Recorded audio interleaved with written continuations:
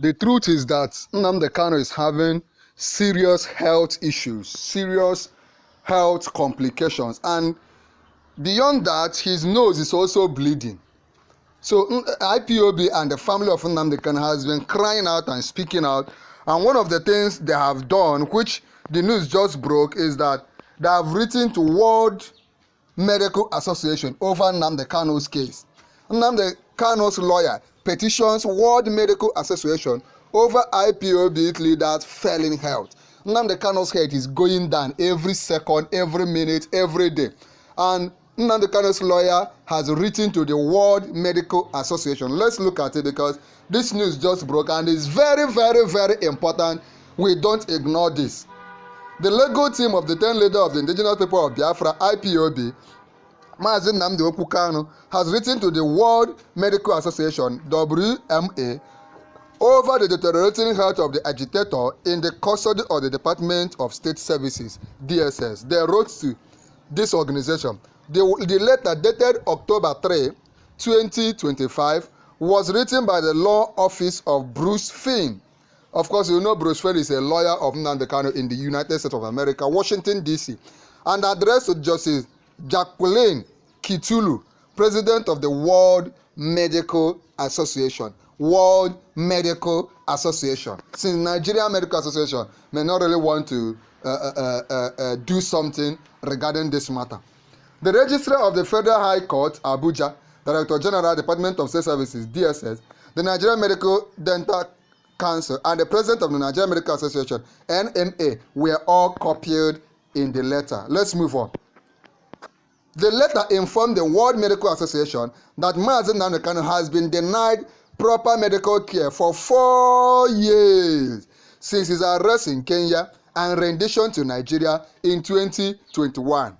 It's noted that the IPOB leader is currently suffering life-threatening ailments that arose due to his incarceration in solitary confinement. We must move on. Please come under the comment of this video and type, Tinubu, Nnamdi Kanu must not die in your hand. Release Mazi Nnamdi Kanu. Type it in the comment. Tinubu, Mazi Nnamdi Kanu must not die in your hand. Release him now before it is too late. Tinubu, Mazi Nnamdi Kanu must not die in your hands. Release him now before it is too late. The letter asks the World Medical Association to investigate the alleged manipulation of Kanu's medical records by the DSS, because Nnamdi Kanu team is saying that DSS are manipulating his medical records, saying that he is well, when in truth he is going down.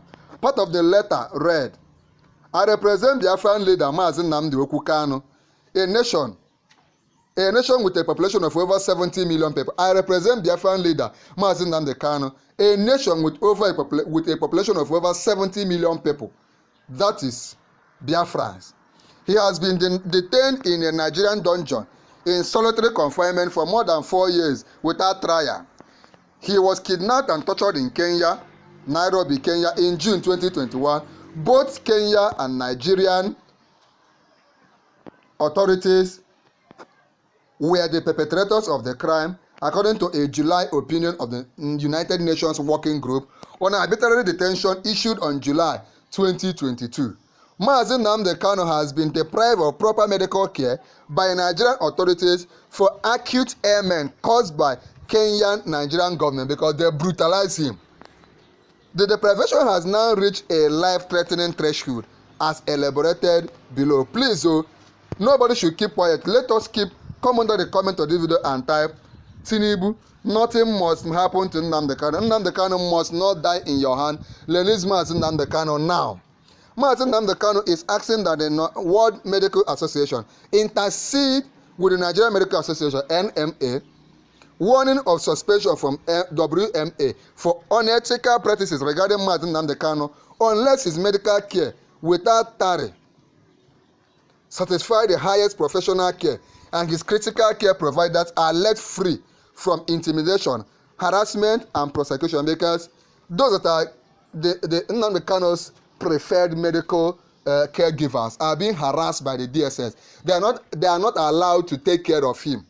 Among other things, we summoned the World Medical Association to undertake the following directly or through the Nigerian Medical Association. These are the things that Bruce Finn and Nnamdi Kanu's lawyers are asking for.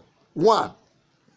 investigate and address the manipulation of Mazi Nnamdi Kanu's medical records in the Departments of Security Services, DSS custody. They are manipulating Nnamdi Kanu's health. Number 2, protect independent medical practitioners from retaliation for providing medical care to Mazi Nnamdi Kanu, particularly Emeritus Professor Martin Ahaji, whose intervention have been life-saving. So, this Ahaji Martin, Professor, who is the one that Nnamdi Kanu wants to be taking care of him, but DSS are harassing him. 3, guarantee the immediate release of Nigeria Medical Association Medical Team's report of 22 September 2025, which Nigeria's Federal High Court has directed must be filed within 4 days. We must move on. 5, recognize and respond to the grave risk posed by untreated conditions, especially tinnitus-induced sleep deprivation, which continues to endanger Mazi Nnamdi Kanu's life. Giving a background of Mazi Nnamdi Kanu's case, the letter included a testimony of how the IPOB leader was arrested in Kenya, repatriated to Nigeria, and subsequently detained in DSS custody. We must move on. Now, the letter said, the following is the undisputed testimony of Mazi Nnamdi Kanu, MNK, corroborated by the United Nations Working Group on Arbitrary Detention, in directing his immediate and unconditional release by the government of Nigeria. On arriving at Jomo, this is the history, and it's important you pay attention. This is the kind of video you should like, so that this algorithm will take you to more people. So click on like. Just click on like as you're watching this video right now.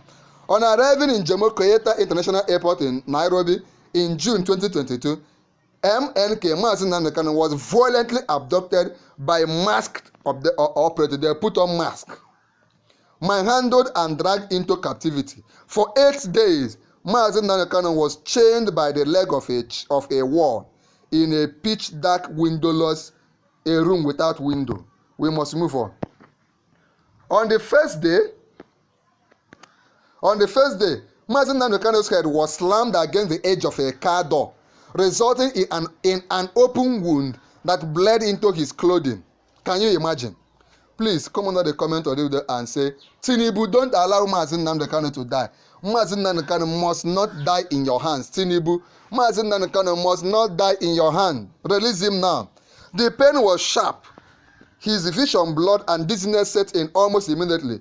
For the first 5 days, Mazi Nnamdi Kanu was denied even the basic essentials of life: no food, no water, and none of his long prescribed medications.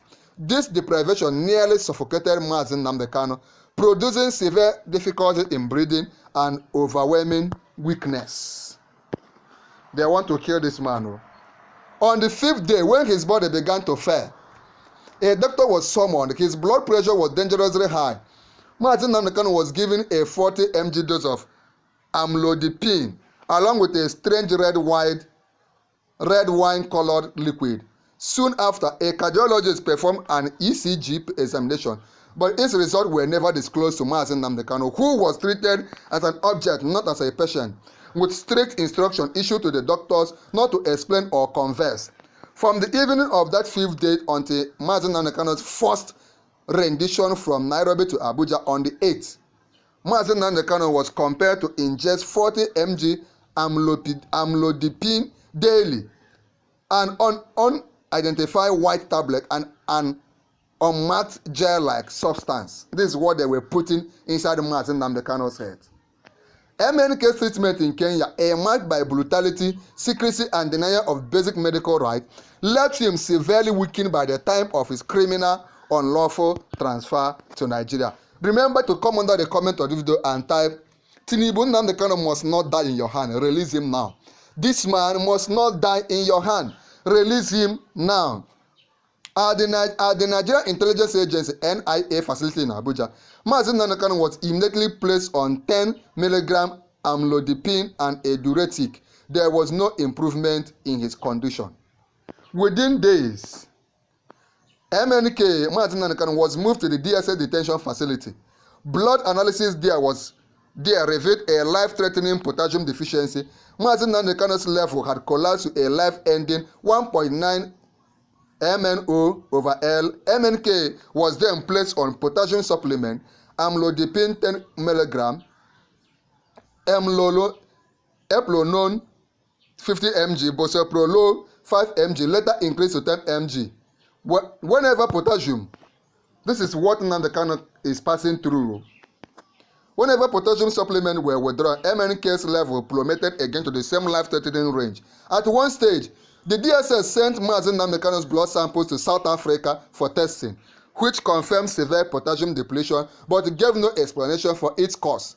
Rather than pursue the potassium depletion, the DSS dismissed the honest doctor who had recommended further investigation and replaced him with Dr. Nasiru Mohammed. This is where it is getting dicey. They are toiling with this man's health. We must move on. Falsification of medical records and continuous symptoms. From the moment he assumed control, Dr. Nasiru Mohammed began falsifying Nnamdi Kanu's test result, recording normal potassium levels when in reality they were dangerously low. When challenged as to why a potassium-sparing drug like eplerenone was still prescribed if Nnamdi Kanu's potassium was supposedly normal, he provided no medical justification. Under his first care, Nnamdi Kanu continued to experience the following. 1. Frequent nosebleed. Nnamdi Kanu's nose is bleeding. Frequent nosebleed. It's just like they package him when they want to bring him to court. But at the back end, Kanu's nose is bleeding. Fainting episode and near collapse. Severe lightheadedness, unrelenting chest pain on his left side, debilitating headache and swelling of Nnamdi Kanu's feet. Can you imagine? Over 50 blood samples have been taken during Nnamdi Kanu's time in DSS custody, but these have yielded no improvement in his health under the management of DSS appointed doctors. The role of MnK's long-term personal physician, Dr. Sifine, who has treated him faithfully for decades, was barred from access and intimidated into silence. This exclusion lasted until the intervention of Emeritus Professor Martin Ahaji, a globally respected surgeon and medical teacher. It was his timely intervention that saved Nnamdi Kanu from imminent collapse under his professional and ethical care. Nnamdi Kanu's potassium level rose moderately from 2.1 to 2.9, still below safe levels, but a clear sign of genuine medical progress. Nnamdi Kanu's episodes of nosebleed, fainting, and lightheadedness ceased under Ahagio. Swollen feet reduced, and the headache subsided to occasional rather than constant. In addition, Emeritus Professor Martin Ahaji confirmed and documented broader systematic health problems, including liver, pancreas, kidney, bladder, prostate, and white matter disease. At this moment that you are watching this video, Nnamdi Kanu is having liver problem, pancreas problem, kidney problem, bladder problem, prostate problem, and white matter disease in DSS. Nobody knows. Some people have alleged that maybe there are some things injected in his body. Please come under the comment. Igbos, Southeasterners, lovers of Nnamdi Kanu, wherever you are, whether you are in Nigeria, whether you are still in Nigeria or outside Nigeria, do not keep quiet. Tinubu, do not allow Nnamdi Kanu to die under you. Do not allow Nnamdi Kanu to die in your hands. Type it in the comment section. And most critically, tinnitus, the constant internal chipping sound in Nnamdi Kanu's ear that often makes sleep impossible, still persists and makes his life unbearable. It is no exaggeration to say that without Emeritus Professor Martin Ahaji's intervention, Nnamdi Kanu's health would have deteriorated beyond recovery. Yet, instead of supporting him, the DSS has subjected him to the same pattern of intimidation used against Dr. Sifai. Any doctor that comes in and begins to train Nnamdi Kanu, treat him very well, DSS will begin to intimidate the person and want to chase the person away.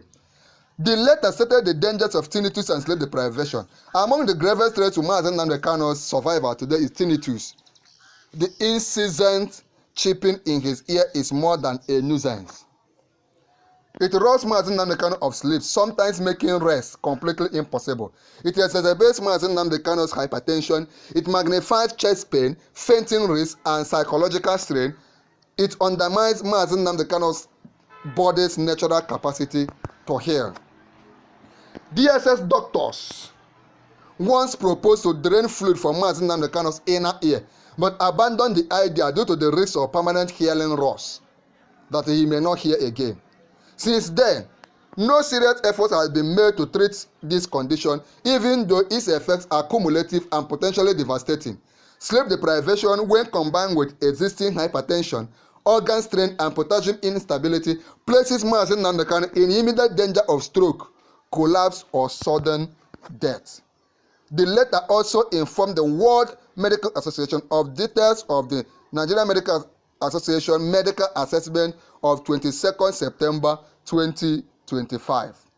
It stated, and this is very, very important, on Tuesday, 22nd September 2025, a panel of Nigerian Medical Association doctors, acting under the directive of the Attorney General of the Federation, assessed Mazi Nnamdi Kanu in the presence of his brother and Dr. Mohammed. Their findings fully corroborated the diagnosis made by Emeritus Professor Martin Ahaji and identified yet another condition requiring nasal surgery. So Nnamdi Kanu still even needs surgery. Falsification of medical record by DSS appointed doctors is a grave violation of medical ethics. Intimidation of independent physicians undermines patient care and public trust. Denial of Mazi Nnamdi Kanu's right under Rule 27 of the Mandela Rules to be treated by a physician of his choice. Failure to disclose test result or medication breaches the principle of informed consent. Neglect of tinnitus and sleep deprivation shows a reckless disregard for the life-threatening impact of untreated condition. We respectfully call upon the World Medical Association to direct the Nigerian Medical Association at the risk of suspension to 1. Ensure immediate release of the Nigerian Medical Association report of 22 September 2025 to the Federal High Court within the immediate mandated 4-day window. Affirm and protect the role of Emeritus Professor Martin Ahaji as MNK's physician of choice, free from intimidation. They should allow this man to treat Nnamdi Kanu since they can't treat him. Investigate the conduct.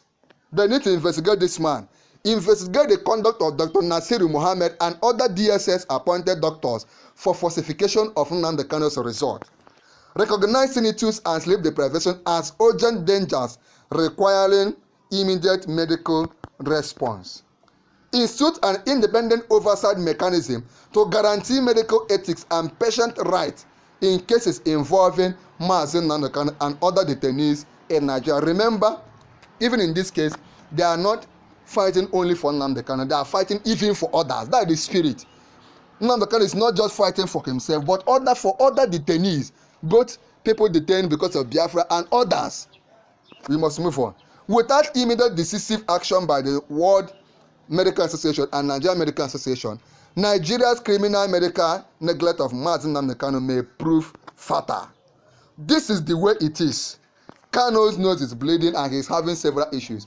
Come under the comment of this video, right? Tinubu Nnamdi Kanu must not die in your hand. Like this video, share this video, and most importantly, click on join to become a full member of this channel. There's another important video on the screen. Click on it and watch now.